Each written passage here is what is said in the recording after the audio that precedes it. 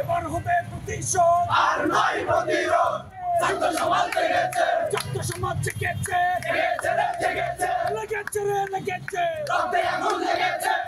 মুভমেন্টের banner আমরা পাঠাইছি। আসলে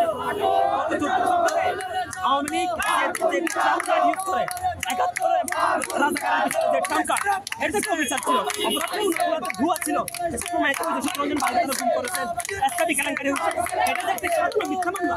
সবাই জানে এই মিথ্যাতে সাকাত দৃশ্য হচ্ছে।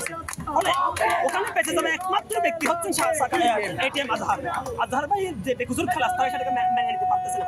উচিত ছিল যে সমস্ত বাম ছাত্র জোট, বাম ছাত্র সংগঠন ২০১৩ সালে শাহবাগে এনাবলার হিসেবে কাজ করেছে, শাহবাগে এস্টাবলিশমেন্টের পক্ষে কাজ করেছে, তাদের উচিত নিঃসন্দেহে ক্ষমা চাওয়া। তারা কমাতে চাচ্ছে না, বরঞ্চ শাহবাগে যে স্লোগানগুলো আমরা শুনতাম, গতে গোলাম আদম তুই রাজাকার, সতে সাইদি তুই রাজাকার, ঠিক সেম স্লোগান তারা দিচ্ছে, আটে আটে আজহার তুই রাজাকার, তুই রাজাকার।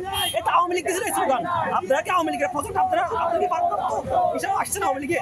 তারা বলছে যে মানে তারাও এই যে জুলাই অভ্যুত্থান সেটার তারাও তো পক্ষে ছিল, তারা সেটা অভিযোগ করছে, তারা আহত হয়েছে।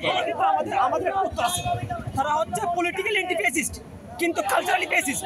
তারা কালচারালি কলকাতার পক্ষে কিন্তু পলিটিক্যালি তারা অ্যান্টি-ফ্যাসিস্ট, শাহবাগের হাসিনার বিরুদ্ধে। ফলে তাদের সাথে আমাদের যে লড়াই যতটা বড় পলিটিক্যাল লড়াই, তার চেয়ে বড় যে কালচারাল লড়াই। এই আহত হওয়ার কথা একটু বলো। আহত, হ্যাঁ, এখানে কিছু অনাকাঙ্ক্ষিত ঘটনা ঘটছে, আমি দেখি নাই কারা, এটা উল্টা তাদের দিক থেকেও হামলা হতে পারে। তাদেরকে আমরা উগ্রভাবে দেখছি, তারা এখানে প্রথমে মানবকে আমাদের উপর আক্রমণ করছে।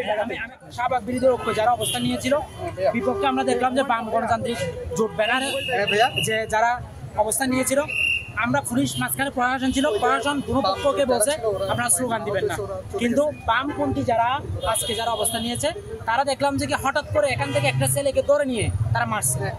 তারপর থেকে মূলত ঘটনা উত্তেজনা হয়ে গেছে। তখন প্রশাসন তাদেরকে আর মানে আগলিয়ে রাখার চেষ্টা করছে, প্রশাসন তাদেরকে সেফলি এক্সিট দেওয়ার চেষ্টা করছে, কিন্তু তারা বারবার আক্রমণাত্মক হয়ে ব্যাক হওয়ার চেষ্টা করছে। সুতরাং যারা এনটি শাহবাগ মুভমেন্টের যারা সাধারণ শিক্ষার্থীরা যারা অবস্থান নিয়েছিল, যারা ফেসিবাদ বিরোধী, শাহবাগ বিরোধী, জুলাইয়ের পক্ষের শক্তি, তারা চেষ্টা করছে তাদেরকে অবস্থান নিয়ে মিছিল নিয়ে চলে যাওয়ার জন্য। হঠাৎ করে এখান থেকে স্লোগান দিল জামাত শিবির রাজাকার, এই মুহূর্তে বাংলাদেশ। তো এখানে এনটি শাহবাগ মুভমেন্টের সাথে জামাত শিবিরের সম্পর্ক কি? তারা মূলত সেটা ইচ্ছাকৃতভাবে বাংলাদেশের যে স্থিতিশীল অবস্থা আছে এই অবস্থাকে উত্তপ্ত করার জন্য তারা ইচ্ছাকৃতভাবে এনটি শাহবাগ মুভমেন্টকে জামাত শিবিরের মুভমেন্টে তারা ডাইভার্ট করতে চেষ্টা করছে।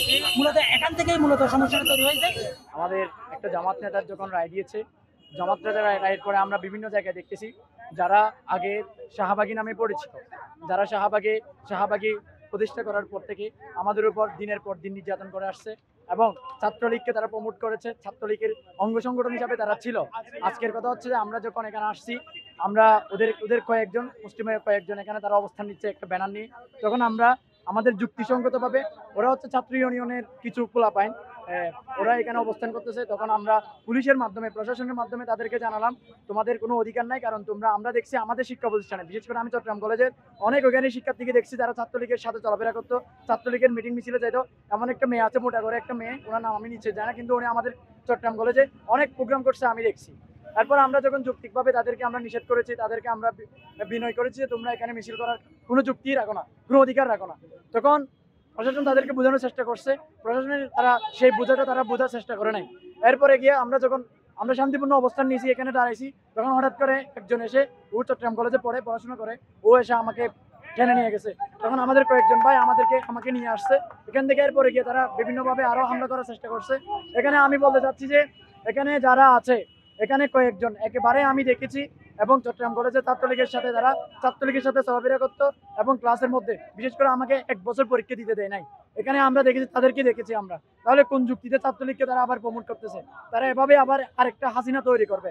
আমরা চাচ্ছি, আমরা গভর্নমেন্টকে জানাতে চাই তাদেরকে কোনোভাবে অধিকার দেওয়া না হোক, তাদেরকে সুযোগ দেওয়া না হোক। যদি সুযোগ দেওয়া হয় তারা আবারও এই দেশের মধ্যে ফ্যাসিস্ট তৈরি করবে।